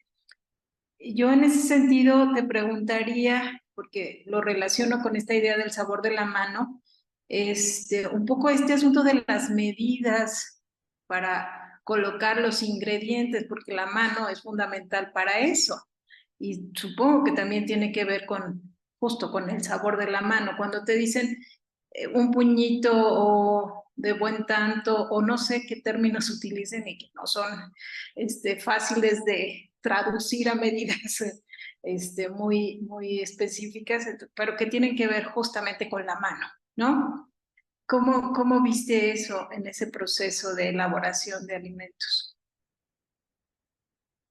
Ay, las cantidades. Sí, sí fue complicado, porque por ejemplo, cuando fue el primer acercamiento, sí se buscaba hacer un recetario, ¿no? Y como todo buen recetario que viene, bueno, el doctor Iván me corregirá si digo mentiras o no, que viene más desde la gastronomía, de los chefs, todo calculado, un poquito más controlado todo, pues queríamos hacer eso, ¿no? Pero cuando tú vas y le preguntas una receta, por ejemplo, a doña Eulalia, dice, un manojo de verduras, pero el manojo que cabe en su mano. O sea, la medida de las cosas, o al menos en las comunidades, es la persona, ¿no? Entonces no es lo mismo de doña Eulalia que doña, bueno, otra persona, ¿no? Igual que un hombre. Una pizca no es el mismo tamaño de dedos, incluso, ¿no? Y también, pues se separaba mucho porque la misma gente decía, pues que yo no peso nada. O sea, yo no busco así cuánto de ingrediente, le voy calculando. Ese es mi sabor. Entonces, pues sí, por eso es que se reconoce sabores a nivel familiar y a nivel comunitario. Entonces, si alguno tiene la oportunidad de ver la tesis, se va a dar cuenta que a lo mucho pizca de sal, manojo, se utilizó. Sí pudimos haber hecho como con cada mujer y estandarizar, ¿no? Todo, sumarlo, sacar la media y ya, es la media de él. Pero, por ejemplo, me diría doña Teresa de Santo Domingo que nadie en su sano juicio en esta comunidad sigue al pie de la letra un recetario. O sea, y diría yo, pues yo creo que incluso nosotros al ver una receta en YouTube no sigues al pie de la letra, lo acomodas a tu paladar, a tus sabores, a ese sabor de la mano. Si tú quieres hablar sabor de la mano, bueno, les digo que es a nivel familiar, a nivel comunitario, a nivel estatal, a nivel nacional. La búsqueda de los sabores con el mexicano, por ponerle el chile, pues ahí te habla de esa pizquita que tanto es, ¿no? Lo mismo con la categoría del sabor de lo picante, ¿no? ¿Qué tanto es picante? O sea, va a variar en cada mexicano. No, entonces no fue la intención. Y también como la perspectiva del trabajo era a partir de la etnobiología, bueno, de las etnociencias, pues se buscaba más el peso central de las personas, ¿no? Y entonces por eso se trató de utilizar esas categorías locales. Entonces no pudimos hacer eso. Creo que hay una chica ahorita que está haciendo eso, Stephanie, que está trabajando con los MAM, con las mismas recetas. La verdad no sé en qué está ella, pero ella es chef de profesión y me imagino que está haciendo algo por el estilo y que va a ser un trabajo muy bonito al final, por la perspectiva de ser chef. Muy bien, gracias, José Alfonso. Igual invitamos a quienes están presentes, si tienen dudas, comentarios, es el momento de aprovechar un poco y para motivar un poco la discusión. Ahorita que estás hablando justamente de recetas, sabores, y mencionaste un poco en tu presentación el papel de la alimentación en los rituales y celebraciones. Digo, para mí siempre es bien interesante ver lo que llamamos, entre muchas comillas, la diferencia entre comida ritual y comida cotidiana. No sé si tienes alguna reflexión al respecto. Te comparto un poco lo que yo he pensado, porque muchas veces pensamos que se trata de dos comidas distintas en ámbitos distintos, pero una reflexión que traigo es que justamente la comida festiva es una reensalzación o una exaltación de justamente esos sabores, valores, creencias que están en lo cotidiano. No sé si tú coincides con esto o podemos dialogar un poco más. Ay, las comidas rituales cotidianas. Ay, es que es tan ligera este, es tan ligero la línea que las divide que vuelvo a insistir, es contextual, ¿no? Por ejemplo, los tamalitos con el chicoteo, con el ritual de chicoteo de la mano, pues es el mismo tamalito que se hace todo el año. La única diferencia es que es con el maíz, bueno, la primera cosecha ya maíz en seco, ¿no? y las primeras hojas que se salen, y los primeros tamales en cierta actividad. Tú no vas a chicotear la mano en cualquier momento, es justo al final de la cosecha. Lo mismo que con la preparación de los platillos. El recado se hace todo el año, pero no se dirige a la misma, con el mismo fin, por ejemplo, en este caso a las deidades, ¿no? Por ejemplo, hay un ritual que dice enchilar al niño, que es ponerle chile en la boca, que pues tú consumes chile todo el tiempo, pero justo en ese momento es crucial, ¿no? El tipo de chile, la hora, el momento, ¿no? Y no sé, yo tengo mis dudas en cuanto a eso ahorita. Eh, Ahorita que estoy trabajando con mames de que esté con, con población mam, ¿no? Que comían tamale en Guatemala a diestra y siniestra, o sea, no era un exclusivo. Y ahorita ya lo agarraron de bandera ritual para todo, porque es lo que es difícil de reproducir en las condiciones ambientales. Por ejemplo, los mam de allá pasaron de bosque mesófilo o bosque de montaña a pues selva, ¿qué será selva baja? O sea, la parte de Campeche, con otros recursos y que todo lo están llevando de Chiapas, ¿no? Las verduras y que intentan reproducir los tamales que antes era como comida cotidiana y que ahorita es ritual y de día solo los días domingo, ¿no?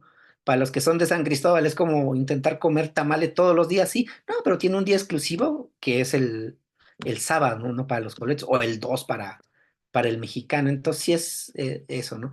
Yo le dejaría a nivel discursivo, ¿qué te dicen las personas? ¿Por qué es ese día? Y cómo dan la explicación de eso. Pero siempre se está reconstruyendo, ¿no?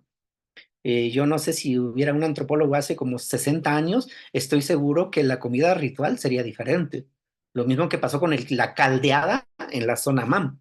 Decía, ay, vamos a la caldeada, en un evento festivo, en un cumpleaños, en un agradecimiento por la cosecha, y ahorita ya vamos a la moliza, ¿no? Ya cambió, ya es otro platillo ritual, ¿no? O sea, es lo bonito de la comida, que siempre está como en constante cambio, pero a la vez con reminiscencias del pasado.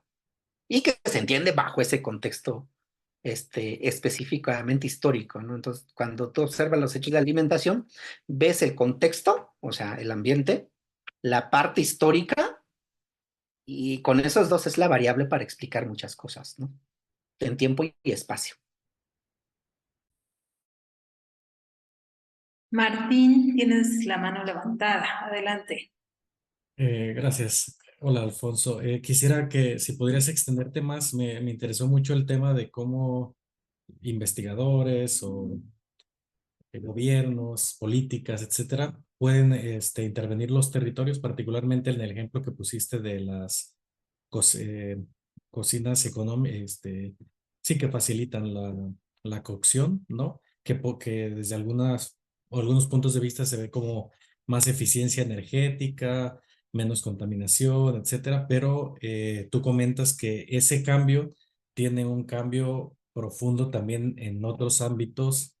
Entonces, ahí cómo valoras esa relación salud con esta práctica de hablar alrededor de la fogata, alrededor del fogón, etcétera. Quisiera si amplías eso. Ah, sí, claro. Ay, es que, ¿cómo mencionarlo? Es que, por ejemplo, las diferentes tipos de cocina, el fogón siempre está presente de manera simbólica y hasta perder el simbolismo que tiene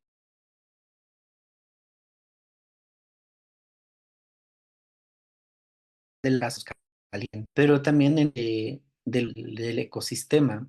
eh, y yo siento que no solo forman parte de los mames, lo he observado exclusivamente en frías o templadas. Necesitan que la calefacción esté en el hogar, no siendo así en climas cálidos donde es más fácil que adopten estas estufas Lorena, ¿no?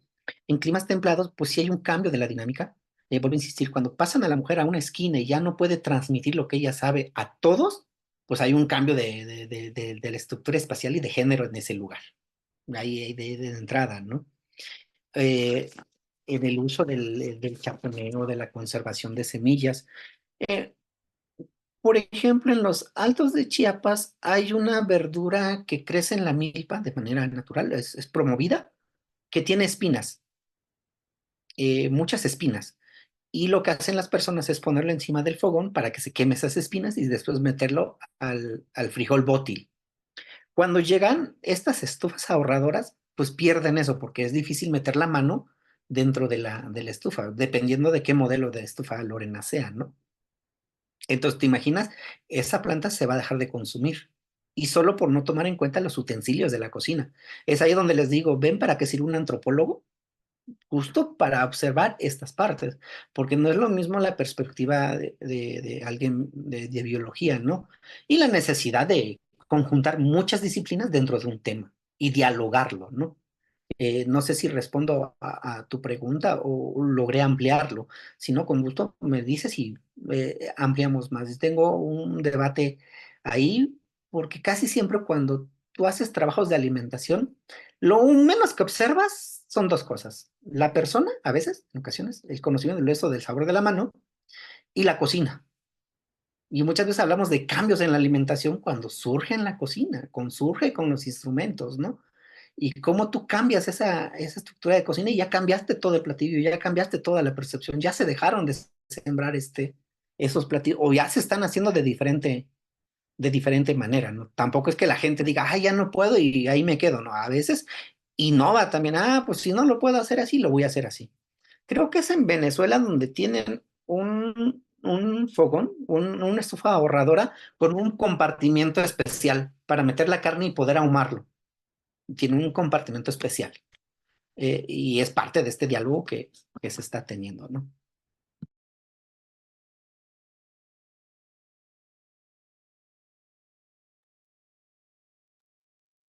Muy bien, gracias. Por ahí hay otra pregunta. De parte de Alicia, la voy a leer. Sí, sí. Ella pone, se antojan los guisos, gran presentación, maestro José Alfonso. Metodológicamente, ¿te basas en la teoría fundamentada por estas formas de nombrar en tu trabajo? Y continúa el comentario diciendo, a propósito de que mencionaste rápidamente la apariencia física, imagino esbelta por decirlo de alguna manera, ¿impactan los guisos en preservar la salud? Mm, Este, mm, sí conozco la teoría fundamentada, pero al menos no utilicé eso como para describir los trabajos. Yo metodológicamente trabajé con la etnografía y dentro de la etnografía vas a encontrar dos posturas, salvo que me corrijan los antropólogos, de repente me siento menos antropólogo por tanto contacto entre disciplinas. Hay una perspectiva étic-émic. Yo utilizo la émic, o sea, sí valoro mucho lo que pronuncian las personas y busco categorías émic de pronto, sin dejar de dialogar con lo ético. Entonces, sí conozco la teoría fundamentada, pero no, yo trabajé desde de la parte de la etnografía con perspectiva émic. Y ya en cuanto a la apariencia física, ojo, yo soy antropólogo, no soy nutriólogo.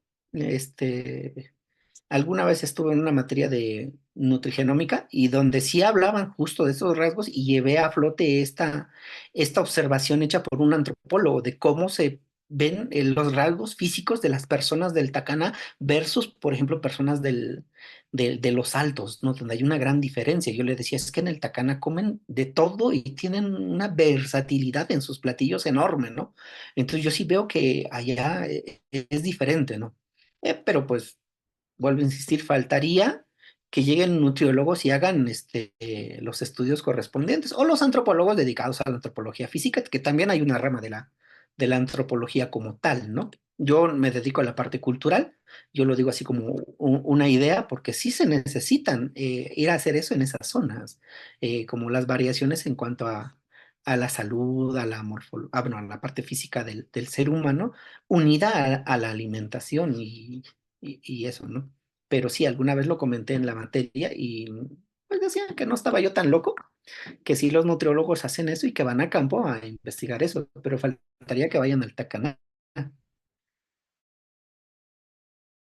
Y fuimos varios antropólogos, evidentemente, entonces necesitamos más gente que se una a esta aventura, ¿no? Inter y transdisciplinaria, no verlo desde la parte cultural. Al menos yo en esta tesis fue lo que busqué, meter la variable ambiental.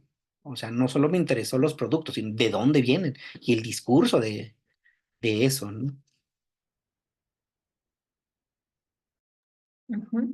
Bueno, en ese sentido, Gillian Newell nos pone un comentario que dice que considera que es posible ver lo émic y su diálogo con lo ético como teoría fundamentada. y te felicita por el trabajo. Pues, muchas gracias. No, no lo niego, sí, yo creo que sí lo hay, pero exclusivamente por modelo metodológico no utilicé en ese tiempo eso, ¿no? Y muchas gracias por las felicitaciones. Cambio.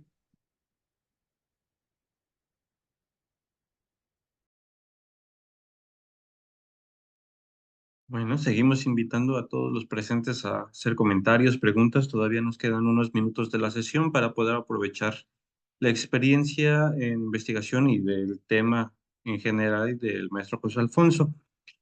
No sé si hay algún otro comentario en particular.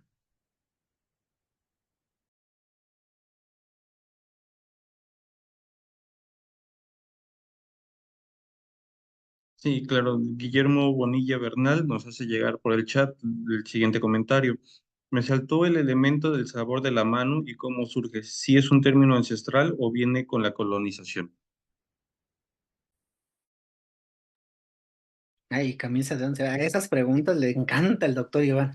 Este, luego la parte de lo ancestral o si viene de la colonización. Desafortunadamente, bajo los objetivos del trabajo, pues no se preguntó eso, ¿no?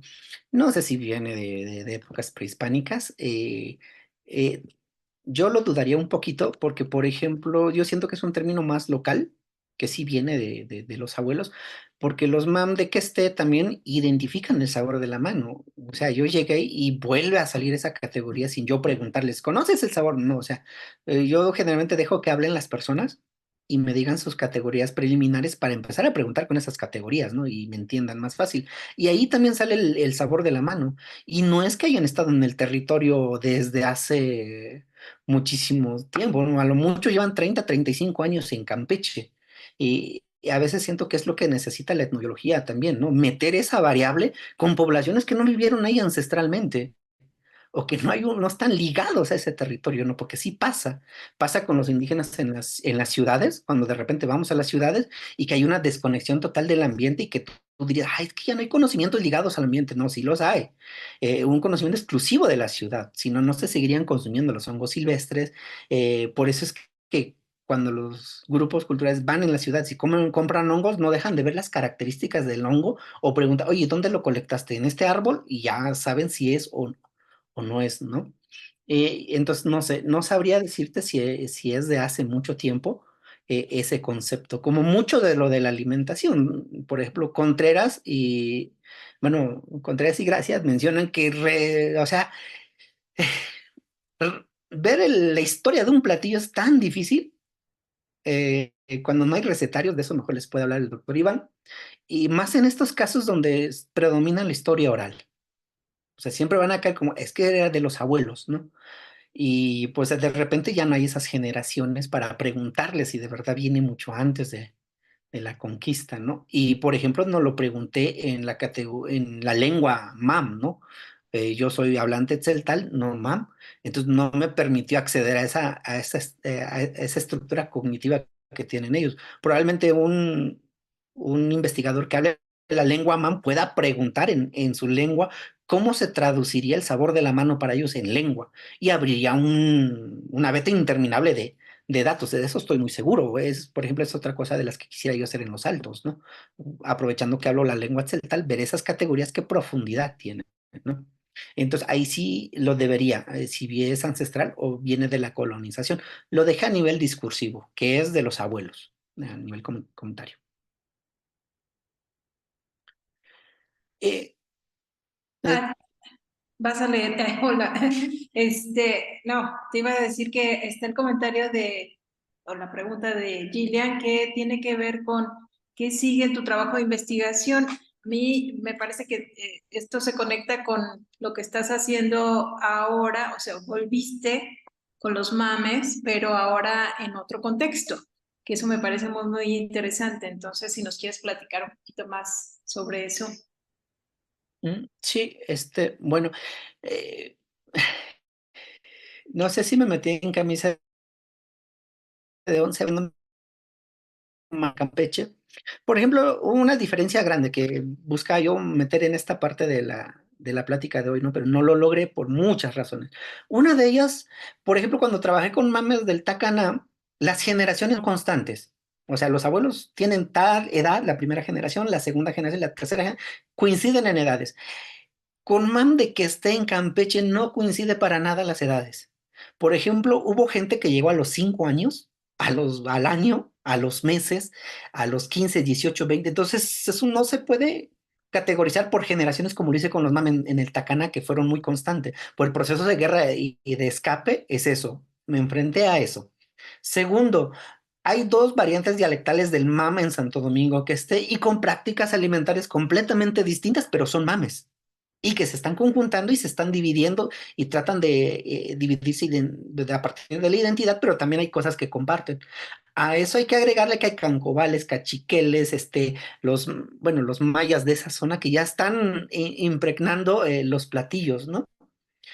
Y entonces las generaciones que vienen de Guatemala, es que la comida de Guatemala es la comida mexicana y la comida de los hijos mexicanos, ¿no? Los que ya son, aparte, los naturalizados. Entonces, por ejemplo, ahí me estoy tardando más justo por ese contexto tan amplio que es, ¿no? Que no encontré con los mames. Pues sinceramente en el volcán Tacana fue más fácil en el sentido de confrontar datos. En los mames de que me está costando un poquito más, porque de repente agarran platillos que dicen que son mam, pero también lo comparten con canjobales o cachiqueles y de repente tienen tintes mexicanos, como ellos dirían. Entonces ahí donde ves cómo esta variabilidad de los platillos, ¿no? Y ya pienso que es parte de lo que los antropólogos hemos dicho desde hace mucho tiempo y seguiremos insistiendo. No hay culturas estáticas y en ese sentido es la riqueza de nuestras interpretaciones, ¿no? No sé si respondí a eso, si es un contexto diferente. Si algún día me invitan a dar esa plática del contexto de los mam mexicanos refugiados, pues yo encantado, ¿no? Pero con un poquito más de datos. Muy bien, hacemos el compromiso. Bueno, de parte de Santiago Landois nos llegó un comentario, pregunta. Dice, me parece excelente el planteamiento que hace el maestro Alfonso sobre la importancia de hacer un plato del buen comer focalizado a la cultura mam en esta zona de Tapachula, ya que ello ayudaría a entender la relación entre nutrición, la cultura y los recursos naturales. Y en ese comentario nos hace llegar una pregunta, o más bien te hace llegar una pregunta, Alfonso, que la plantea de la siguiente manera. ¿Hubo algún momento en este proceso donde el mismo grupo MAM mencione sobre la revitalización de algún o algunos platillos tradicionales o saberes tradicionales, o por el contrario, no consideran que la revitalización de una, otra o ambas sea necesaria? Bueno, en cuanto al punto de eso, sí, de hecho, bueno, la primera parte, en un primer momento, me atrevería a decir que hay alimentos, se habla de alimentos culturalmente adecuados, yo preferiría hablar de alimentos bioculturalmente adecuados, desde hasta ahorita, desde el punto de que empecé licenciatura hasta ahorita y el contacto con otras disciplinas, porque no solo es nutrición, no solo es cultura, no solo la parte de conocimiento del territorio, es un todo, ¿no? Entonces más bien hablaría de alimentos bioculturalmente adecuados, ¿no? En lo personal y con sus, es un nuevo concepto que se está trabajando, que espero poder culminarlo pronto, de qué se trata, ¿no? Bueno, en cuanto a lo de la revitalización de algunos platillos tradicionales, creo que se une con la pregunta anterior en el chat, donde dicen que la comunidad me solicitó la investigación y si tuvo algún fin específico.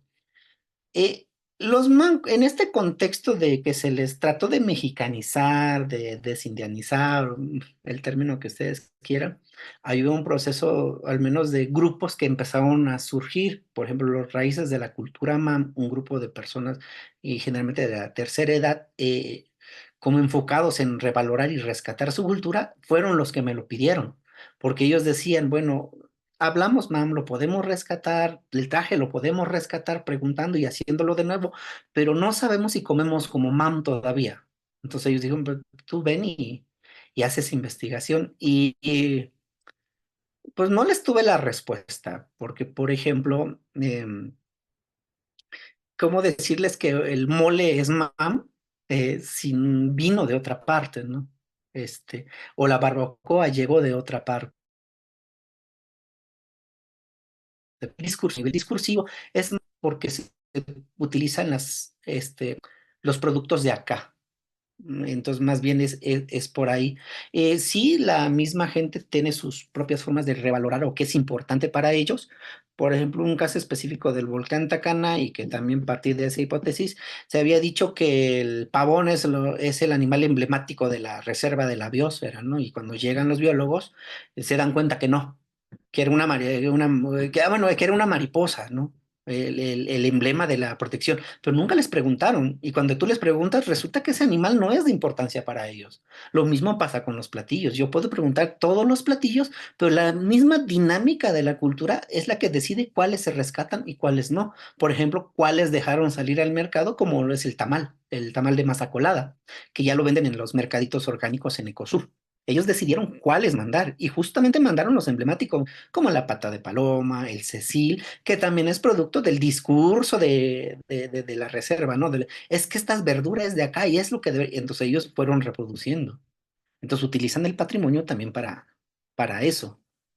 Entonces, yo siento que más bien va por ahí, ¿no? Es dejar que la gente decida qué rescata o qué deja. Olvidar, aunque nos espantemos de pronto, ¿no? No podemos dejar decir, ay, ¿cómo van a dejar de comer eso si es bien importante? Pero no decimos lo mismo de un caldo o un recado de venado, ¿no? Porque pues es reserva. Ay, no, ¿cómo van a comer venado? Ah, pero pues, ¿verdad? No es lo mismo. Entonces hay como animales, más importantes o menos importantes desde nuestra perspectiva. Algo así me pasó con los celtales, con el consumo de insectos, que ahí se responde más por cuestiones simbólicas, que por ejemplo hay animales que se consumen porque el alma del animal no trasciende a otro plano, a diferencia del ser humano que trasciende al infierno o al cielo desde su perspectiva. Los animales no, por eso es que se consumen y tienen una especie de chulel, algunas plantas y algunos animales, ¿no? Y ahí responde el por qué se come. Más o menos. Entonces va a depender de eso, ¿no? Espero haber contestado. Sí son necesarias las revalorizaciones, especialmente cuando los lleva de la mano de la comunidad. En este caso, la misma comunidad buscaba revalorar estas prácticas, ¿no? Porque sabían que estaba ahí, ellos sabían que era su comida y ellos reconocieron que era importante escribirlo, ¿no? Les digo que a tal grado ahorita esas verduras se van más para comercialización que para consumo. No lo dicen, pero eso lo observo cuando llego a las cocinas. Hace 12 años, cuando llegaba a las cocinas, veías Cecil, Pata de Paloma, Candelaria, y ahorita tú llegas y ya es como, ay, vino alguien del Ecosur, entonces démosle de comer esto. Y así como que, ay, ya cambió esa dinámica, ¿no? Incluso ya te responden lo que tú quieres, ¿no? Esa es otra parte metodológica, como entrar con personas que ya están trastocadas por muchos centros de investigación, ¿no? Cambio. Gracias, José Alfonso. Santiago quiere ampliar su comentario. Adelante, Santiago. No, muchas gracias.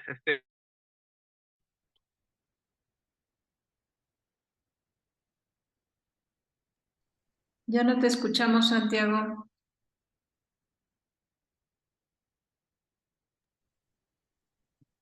Maestro Alfonso, justo por eso lo planteaba.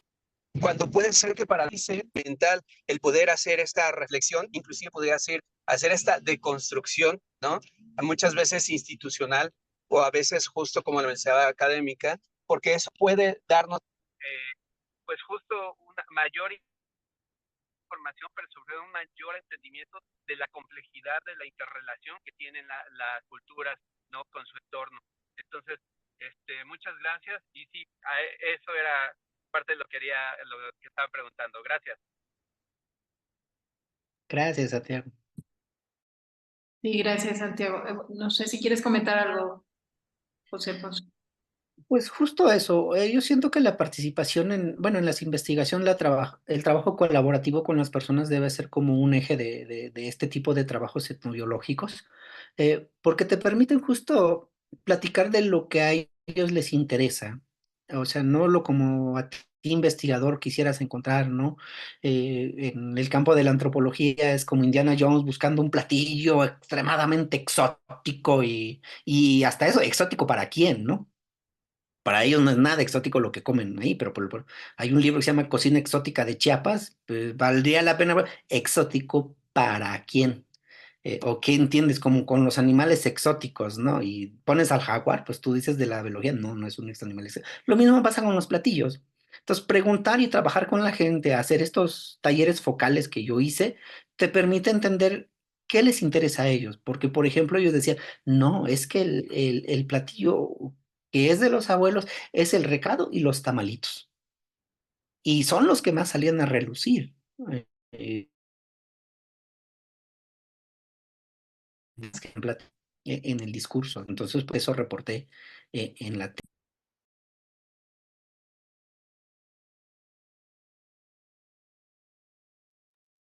cambio. Bueno, pues Alfonso, en realidad, muchas gracias. Creo que lo que nos has presentado y de manera metafórica lo que has puesto en la mesa para este seminario también es bien interesante porque nos permite reflexionar muchas de las cosas que se han estado dialogando en estas sesiones que nos han precedido.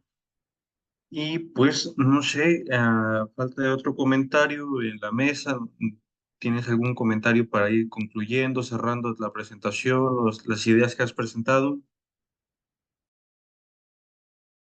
Ya, y es que, vuelvo a insistir, es un tema tan amplio, que bajar a nivel de exposición de una hora todo lo de la tesis se me dificulta, pero pues igual con gusto les puedo pasar los artículos, publicados y la tesis, que ahí pues ahondo más sobre todo lo que, bueno, lo poquito que dije, ¿no?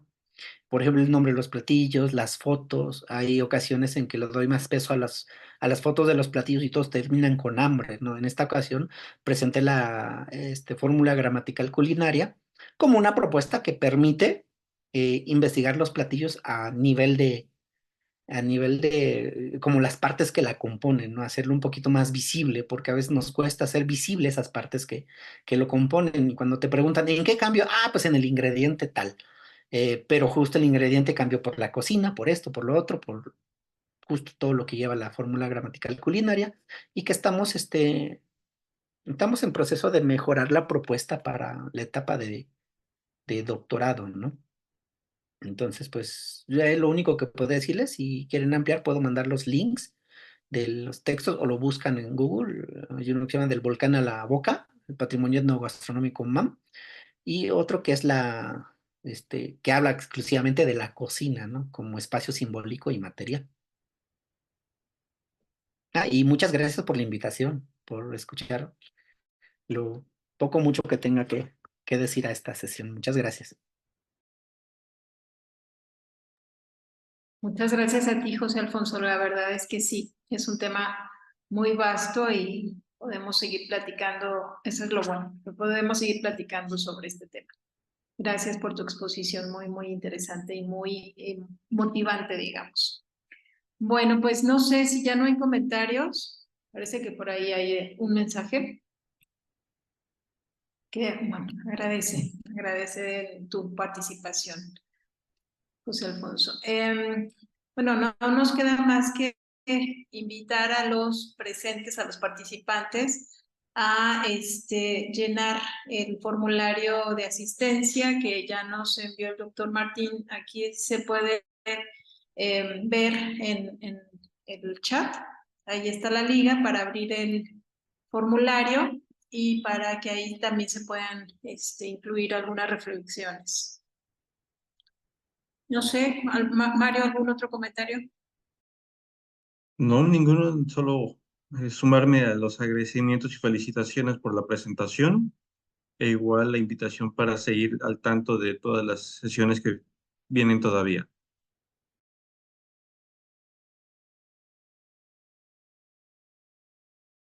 Sí, pues creo que sería todo. Entonces, insistirles en el llenado del formulario, por favor, para que se registre su asistencia.